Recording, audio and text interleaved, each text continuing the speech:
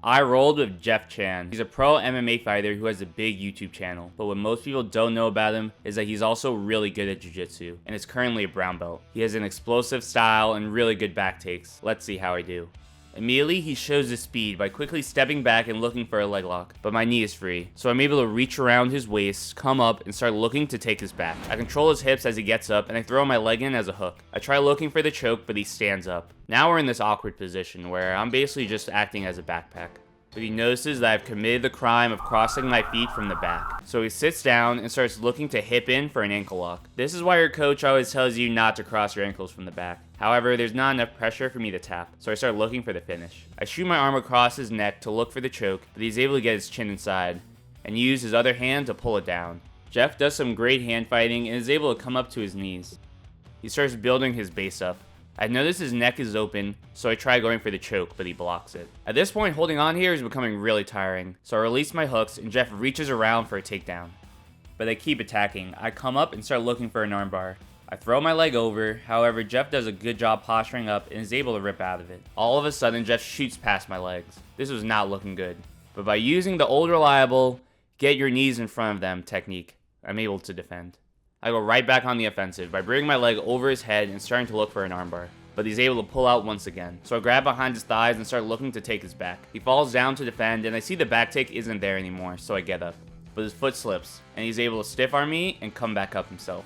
Here you get to see my horrible wrestling on full display. I try inverting under him, but he just starts high stepping out. Nope. Jeff starts putting on that pressure once again. He drives forward for a knee slice, but I'm able to maintain the distance with my frames. But that wasn't the end of him trying to pass my legs. He hooks under my thigh, then he drops his shoulder down and tries coming around. Jeff's guard passing was relentless. But I tried to make sure to keep my knee up as a shield, to stop him from closing in. He says enough of this. He grabs under my leg and spins around for a leg lock. I'm about to be put in a reap here, which is a really hard position to escape. So I take his leg to the outside, bring my leg over, and start looking to reverse this with a leg lock of my own. This is a dangerous spot for the both of us. Either of us could get tapped here.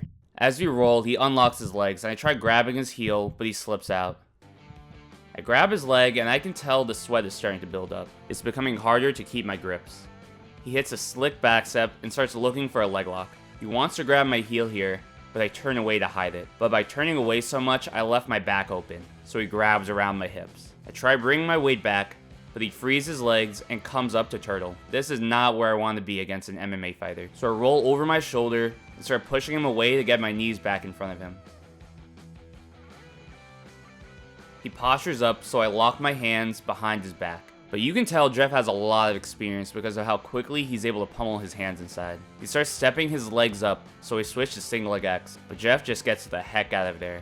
He goes for the same pass he tried earlier, but I'm able to defend it by bringing my knees inside as a frame. I've done this a lot during a roll, and this is what's been saving me from getting my guard passed. I talk more about how to do this in my free guard retention guide. I strain out my leg to free myself from his grip. Jeff reminds me that if this was an MMA fight, this would go very poorly for me. Jeff falls back for another leg lock. This is the hard thing about grappling an MMA fighter. Even though I get on top here, Jeff is trained getting back to his feet so many times that he's able to get up. Our next roll got recorded vertically, but this is also the roll where things really start getting intense. Jeff spins around for another leg lock, but I'm able to slip my knee out. I tried countering the same way I did before. Last time it worked out pretty well. This time, not so much. I overcommit and Jeff is able to jump around to my back. He wants to get his legs inside his hooks here, so I keep my elbows tight. To counter this, he comes up and inserts his foot inside. Then he pulls me back. This was looking pretty grim. But as he gets his second hook in, I quickly turn my hips to clear his bottom hook. Then I start fighting his hands. He tries pulling me over to the other side, but I quickly pull my elbow in and start spinning. It looked like I was about to escape, but then I just end up in mount. But I don't stay here for long. For mount, I like to bridge and shake my opponent off. I bring my feet inside. This will make my upcoming bridge more powerful. Then I bridge and shake my legs to get him off me. I had escaped, but I still felt like I was on the back foot. Jeff tries pressuring in, but I use my foot to bump him forward. Then I invert under him. He falls down, and I start trying to get up, but the arm drags me. I'm trying to keep Jeff down on the mat here, but he's really making it difficult for me. He pushes me away with both his feet, then stiff arms me to get up. And at this point, I just accept the fact I'm on bottom. I connect my shin to his shin, then I start trying to get under him. I control his second leg, but Jeff just kicks that leg out of there. I connect my foot to his hip, but Jeff pushes that off and steps around. From here, I'm like, oh crap, but notice I frame with my arm, then bring my knee inside. I get my second knee inside, and from here, I'm feeling pretty safe. That is, until Jeff starts putting on that passing pressure once again.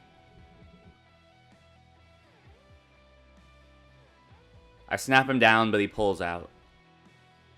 I grab his ankle and start trying to off-balance him.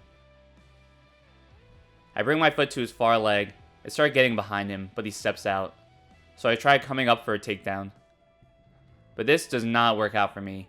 He threatens a choke, then as I turtle to defend, he tries spinning behind me. But this time, I fall to my back, lift him up, and enter into a leg lock.